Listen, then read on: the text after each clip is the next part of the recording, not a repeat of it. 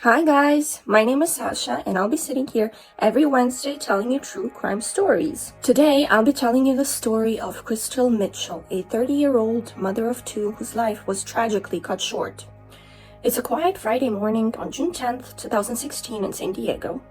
A young couple wakes up at around 6:30 in the morning, slipping into their daily routine without disturbing their house guests who have just arrived last night from Arizona.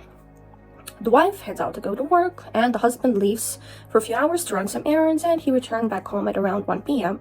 And that's when he realized that the guests still haven't come out of their room. So he was curious if everything was okay. He decided to gently knock on the door. There was no answer. He decided to knock again, but this time louder. There was still no answer. And that's when he decided to slightly open the door to look inside if everything was okay. And when he opened the door, that's when he made a shocking discovery. Lying on the bed, motionless, and on her back, was a lifeless body of their female guest. And there was no one else in the room. He immediately called 911 and the police arrived at the scene, and they confirmed that the woman, in fact, was dead, and they immediately identified her as Krystal Mitchell. There was an obvious sign of a struggle, a violent struggle. There was blood on the floor, there was blood on the bed, and the cause of death was blunt force trauma and strangulation. Detectives started to piece together the story, asking the husband what happened, what he knew. And so the husband started to explain that he saw Kristal for the first time, and last night she just arrived together with her boyfriend, Raymond R.J. McLeod, an old acquaintance of the husband. And they together as a group decided to go out to have some drinks, to have some casual conversations, to catch up, to get to know Kristal better. And since the couple, they had things to do the next morning, the wife had to go to work, and they had a small child, so they needed to go to bed quite early. So all of them returned back home, and the couple, the residents of the condo, they went to bed at around 10 p.m. And from what they know is that Kristal and RJ went back out to have some more drinks out in a bar. And that's everything that the husband could tell. They didn't hear Kristal and RJ return from the bar. They didn't hear any struggle, they didn't hear any argument or any fight or anything like that. So they couldn't tell what happened. When investigators identified Kristal, they quickly reached out to her mother, Josephine, who lived in Vancouver, Washington. When Josephine's husband answered the call, all he hears is the officer saying, "We're so sorry to tell you, but your daughter has been murdered," all of that. I don't even imagine that must be so hard, telling and hearing. Josephine and Kristal were incredibly close. Kristal had moved to Phoenix, Arizona 2 years earlier with her children from a previous marriage, and they stayed connected, speaking 2 to 3 times a day. Josephine describes Kristal as a light, a joyful, friendly spirit who lit up every room. She was working as a property manager and studying at the same time to become a real estate agent. Life was busy, but her children were everything to her. Loved taking them on hikes and bike rides, always looking for ways to spend more time with them. As for RJ, he'd been raised nearby in Scottsdale, Arizona. He'd served in the Marines. He has been married. He had a son. He got divorced. He was working as an agent in his parents' insurance company. And back in Phoenix, he was looking for an apartment, a 2-bedroom apartment where he could live together with his son. So one room would be for the son and one room would be for him. And he was referred to the apartment complex where Kristal worked as a property manager. And that's when Kristal met RJ. RJ was always looking and staring at Kristal every time he stopped by the agent's office. He ended up eventually renting the apartment at that complex, but he was still finding reasons to stop by the office, to talk to Kristal, to just basically finding excuses to get to know Kristal better.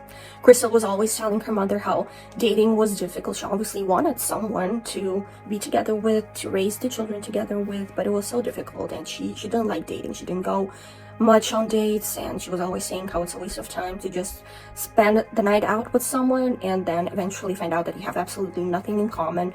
And her mother, Josephine, was always telling her that, the main criteria that Kristal must be looking for is a person who loves children and who would be willing to raise 2 of her children together with Kristal. And that was very important. And so when Kristal met RJ, he was that person, that perfect person that fits under all the criteria, the perfect father figure. He was I guess when he rented the apartment, like the apartment was filled with his son's pictures, and he was just appearing as a very doting father, and he loved his son very much. And so Kristal fell for him. She wasn't rushing into anything serious just yet. They were just hanging out, going on dates, so they basically started dating. And just 3 weeks into their dating, RJ offered Kristal to go on a trip together with him over the weekend to San Diego. Kristal's children were with her mother and her stepdad over the summer, and besides, Kristal always talked about how much she loved San Diego.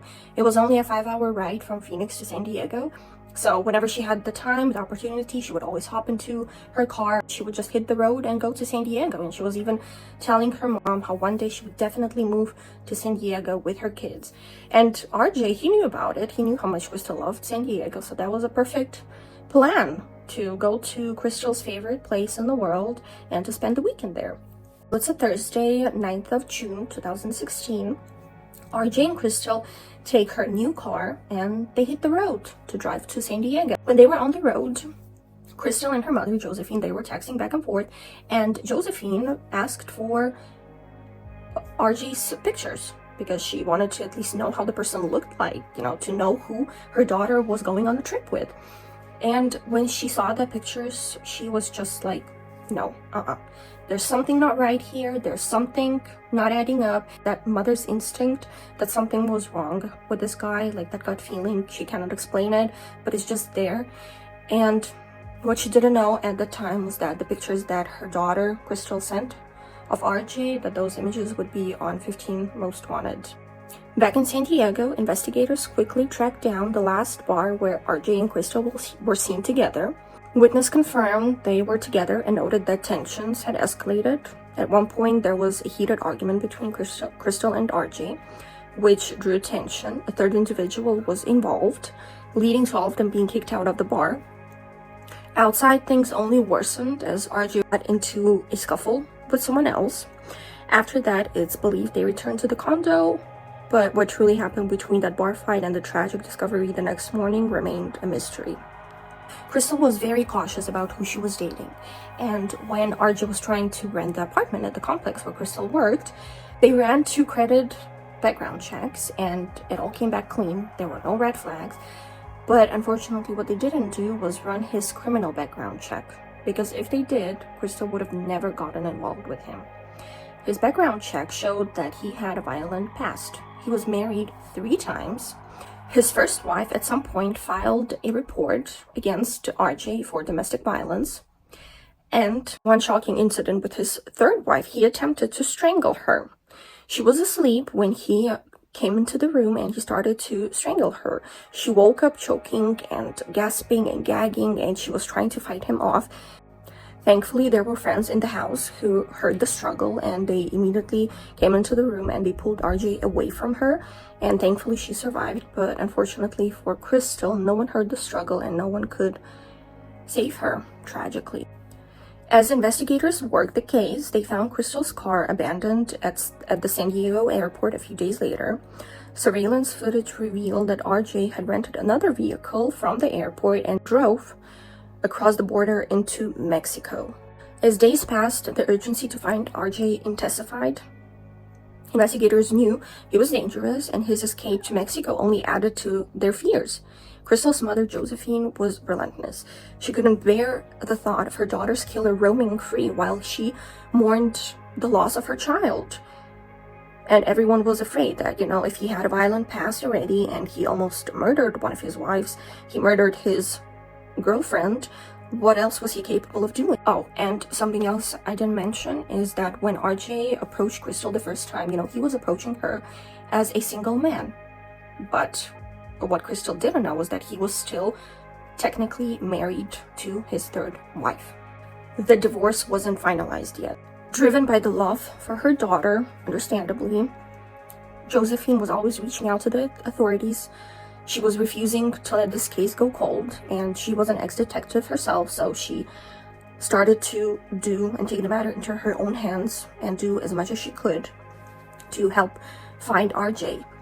She was determined to bring RJ to justice, not for Kristal, but for the 2 young grandchildren who would grow up without their mother. The case soon caught the attention of the U.S. Marshals Service. Given RJ's history of violence and his escape across the border, he was deemed a top priority. In 2021, the Marshals took a rare step. They added RJ to their 15 most wanted list, putting him alongside some of the country's most notorious criminals. This status came with a reward of $15,000 for information leading to his arrest. It was a powerful move, demonstrating that the Marshals were committed to bringing him in no matter how long it took or how far he ran. Josephine, meanwhile, took the case to the social media. She was sharing photos of RJ and telling Kristal's story to anyone who could listen. She knew the importance of public awareness, hoping that someone somewhere might recognize RJ and help bring him to justice. Public pressure combined with Josephine's relentless drive kept the case alive and in the media spotlight. The story gained national attention. News outlets picked up on Kristal's tragic death, highlighting the heartbreak of a mother determined to see justice done. Josephine's strength moved people. She transformed her grief into action, becoming the voice of her daughter and pushing for justice in ways many couldn't imagine, tirelessly partnering with organizations focused on victims' rights, and each day she hoped it would be the day she'd hear that RJ had been captured. Finally, surprising turn. The Marshals received a tip in 2022. RJ had been spotted in El Salvador, thousands of miles from where he'd vanished. He was working under a false identity as Jack Dean. He was an English teacher for 2 years, and one of the students recognized him and gave the tip off to the Marshals. He was trying to blend in with the local community, thinking that he'd escape reach of justice. He grew out a beard, and he always wore long sleeves to cover his tattoos. But the Marshals were ready. They coordinated with the local authorities, and after years of relentless searching, RJ was finally taken into custody. He was flown back to the United States to face charges for Kristal's murder, a moment of justice that Josephine and her family had been desperately awaiting, and I think the public in general as well. However, the story isn't over just yet. RJ McLeod is currently awaiting trial, and him and his defense team is now arguing that Kristal's death was an accident, claiming that it all happened during rough consensual sex. So he accidentally strangled her and then fled to Mexico and hasn't been caught for 6 years. Well, I don't know. For Josephine, the arrest was bittersweet. While she was relieved to know that RJ could no longer hurt anyone else, nothing could bring her daughter back. Yet her unwavering dedication and the efforts of the U.S. Marshals had ensured that Kristal's story was not forgotten. In the end, Josephine's love and persistence brought Kristal's killer to justice, sending a powerful message to families everywhere to never give up and to never lose hope. So that's the story of a young Krystal Mitchell whose life was taken away by evil, disgusting, horrible piece of nothing. What are your thoughts about this case? Do you think that he will be convicted and sentenced to life in prison? I hope he will. I really hope that he will spend the rest of his life in prison as he deserves. Let me know in the comments down below. Thank you for watching. Like and subscribe for more stories, and I'll see you next week. Bye!